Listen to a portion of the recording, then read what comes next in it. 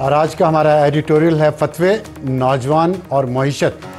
सबसे पहले हम नौजवानों पे बात करते हैं। इप्सॉस का एक सर्वे आया है जिसके मुताबिक एक तासुर ये पाया जाता है पाकिस्तान में कि यहाँ के तमाम नौजवान यहाँ से भागना चाहते हैं, मुल्क से बाहर चले जाना चाहते हैं और हमेशा के लिए दूसरे ममालिक में जाके सेटल होना चाहते हैं। लेकिन हकीकत इससे बरक्स है और उस सर्वे के मुताबिक सिर्फ 26% नौजवान जो हैं वो मुल्क से हमेशा के लिए बाहर जाना चाहते हैं।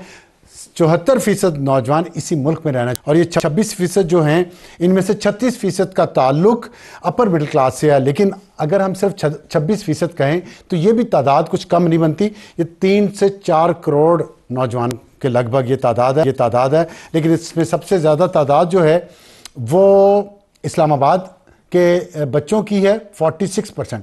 46% बच्चे जो हैं बर्गर है ना तो बाहर जाना चाहते हैं। और खैबर पख्तूनख्वा से 35%, पंजाब उसके बाद है 27%, बलूचिस्तान में से 21% और सबसे आखिर में सिंध, अपनी धरती से वो लोग सबसे ज़्यादा प्यार करते हैं, वो 20% हैं जो बाहर जाना चाहते हैं।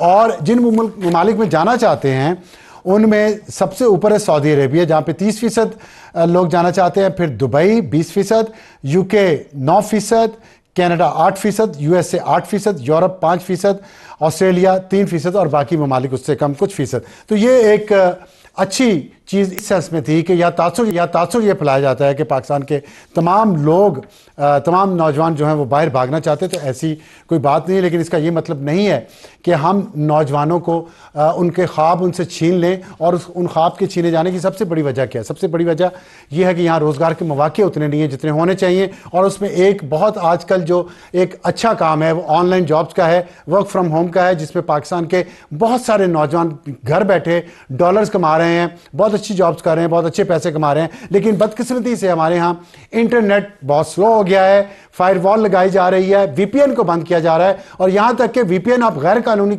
तौर पे कह के बंद कर सकते थे, लेकिन उस पर फतवा इस्लामी नज़रियाती कौंसिल का जो अब एक मजाक बन गया है। और लोग ये समझते हैं कि इस्लामी नज़रियाती कौंसिल को मजहब के संजीदा मसाइल पर तवज्जो देनी चाहिए, ना कि इस तरह की साइंसी ईजादात पर। क्योंकि पहले जिन साइंसी ईजादों पर फतवे दिए गए वो अल्फाज खाने पड़े, जिसमें सबसे बड़ा जो आज तक ताना मिलता है मजहबी तबके को वो है लाउड स्पीकर की ईजाद पर। उसको हराम कहा गया और अब सबसे ज़्यादा इस्तेमाल लाउड स्पीकर का ये मजहबी तबका करता है। तो मेरे ख्याल में वीपीएन साइंसी इजादात में से अगर इस्लामी नज़रियाती कौंसिल अपने आप को अलग रखे और इसको कानून और आइन के दायरे से देखे तो ज़्यादा मुनासिब होगा और नौजवानों को कुछ करने दे। सऊदी अरब से सीख ले कुछ, वो देखे कहाँ से कहाँ ले गए अपने माशरे को।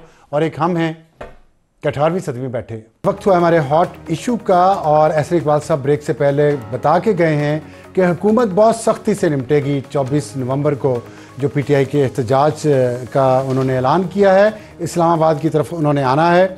और इस वक्त हमारे हॉट इशू में हमारे साथ मौजूद है मेहमान मलिक अहमद बुचड़ साहब जो अपोजिशन लीडर हैं पंजाब असम्बली में, और लाहौर से उन्होंने हमें ज्वाइन किया है। और उनसे हमारा हॉट इशू जो है उस पर बात करेंगे, जो है कि बुशरा बीबी ड्राइविंग सीट पर।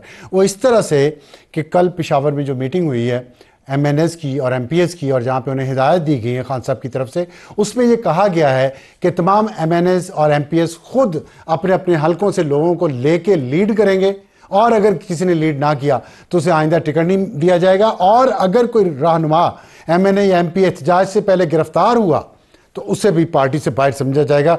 मलिक अहमद बुचड़ साहब, अस्सलाम वालेकुम।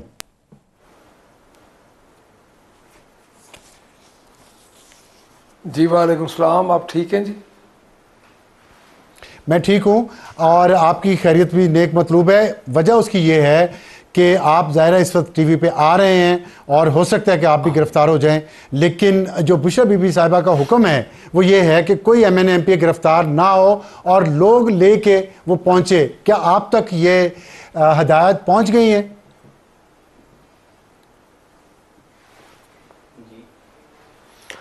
देखें जी, बात यह है कि आपको तो पता है पाकिस्तान तहरीक इंसाफ, पाकिस्तान क्या मैं तो कहूँगा सर ये सब कॉन्टिनेंट की पहली जमात है जो इतने लंबे अरसे से एहतजाज में है।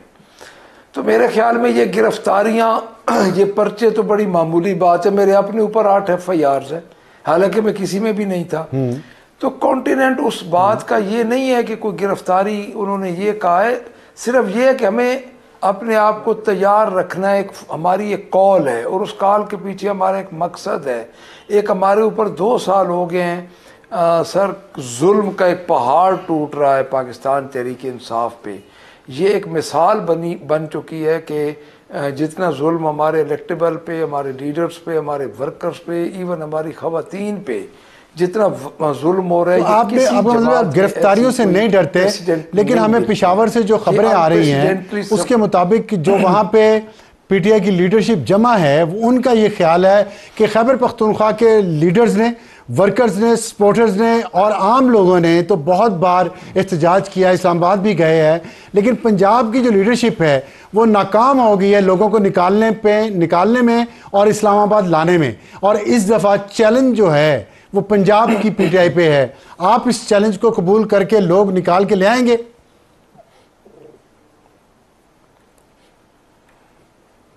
देखिए जी, मैं सबसे पहले तो आपको ये अर्ज़ करूं कि इस तासुर को उधर ये तासुर मौजूद नहीं है और ना था। पहली बात तो मैं आपको ये अर्ज़ कर दूं, क्योंकि सूबा पंजाब के और केपीके के हालात मुख्तलिफ हैं। उसके बाद कौन सी ऐसी पार्टी है जो कि 9 अप्रैल जब रजीम चेंज हुई उससे लेके आज दिन तक पंजाब एहतजाज में खड़ा है? आपके सर देख लें, आपके हमारा संजानी का जलसा हुआ, हमारा सवाबी का हुआ, इवन लाहौर का हुआ। लाहौर का टोटल ऑर्गेनिक क्राउड था।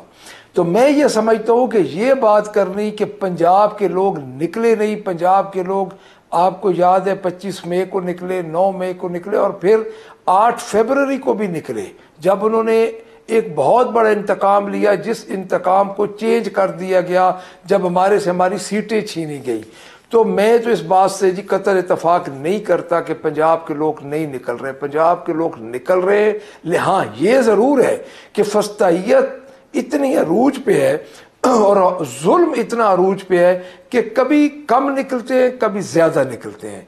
लेकिन सर आप तो ये अभी इस वक्त जो सूरत हाल है, आपने कहा फिस्ताहियत है, तो फिस्ताहियत के इस दौर में जब खान साहब की ये कॉल आई है कि मारो या मर जाओ, तो आपकी पार्टी वाकई इस असूल पर अमल करते हुए निकलेगी और मारेगी या मर जाएगी 24 नवंबर को? एक मैं आपको और क्लियर कर दूं कि ये कॉल मारो या मर जाओ की बिल्कुल नहीं है। हम एक पुरअमन जमात है। हमारा एक हमारा लीडर अंदर है, बेसलेस मुकदमात में अंदर है। आर्टिकल 16 और 17 के तहत हमारा ये फंडामेंटल राइट है कि हम एहतजाज करें, पुरअमन एहतजाज करने जा रहे हैं। और उसके बाद हमारे एहतजाज का मेन जो कंटेंट है वो ये है कि हम उन बेसलेस मुकदमात में अपने लीडर की रिहाई करवाएं।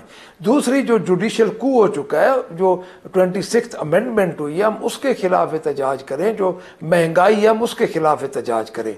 तो ये मारो या मर जाओ वाली जो है, ये तो मैं बिल्कुल इसको ये नहीं कहूंगा कि ऐसी को हमें हिदायत मिली है। हमारी ये कॉल, ये नई बात फाइनल है कह ले और अच्छी बात जाके हमने बैठना है, हमारी पॉलिसी है। ठीक है, ठीक है। अच्छा, अभी आज शाह महमूद कुरैशी साहब ने मीडिया से बात की, फाइनल कॉल इस सेंस में है और हमें जी फरमाइए। जी, मैं अर्ज कर रहा हूं कि फाइनल कॉल इस सेंस में है कि अभी तक हमें जो इंस्ट्रक्शंस मिली हैं वो है कि आपने इस्लामाबाद पहुंचना है। उसके बाद जो बानी चेयरमैन हमें बानी पीटीआई हमें इंस्ट्रक्शन देंगे उसके मुताबिक हमने अमल करना है।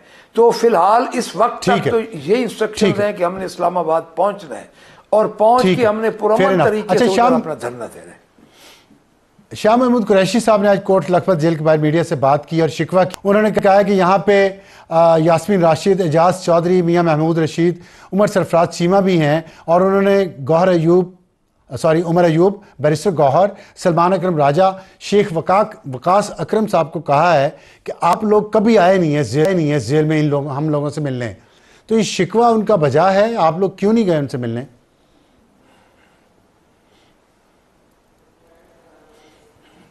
देखिए जी, मैं अपनी हद तक तो बात कर सकता हूँ कि मैंने 3 दफ़ा ट्राई किया है, मुझे मुलाकात नहीं करने दी गई।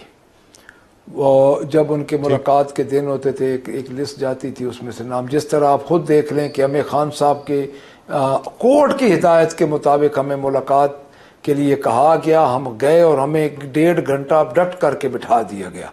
तो वाकई अगर है तो मैं इंशाअल्लाह ताला बात पहुँच गई है जी, हम सारे जाएंगे जी। वो तो हमारे लिए इतने काबिल एहतराम हैं जो जेल के अंदर हैं जी, कि हम तो अब देखें उनकी कुर्बानियाँ तो बदरजा हमारे से ज़्यादा हैं जी।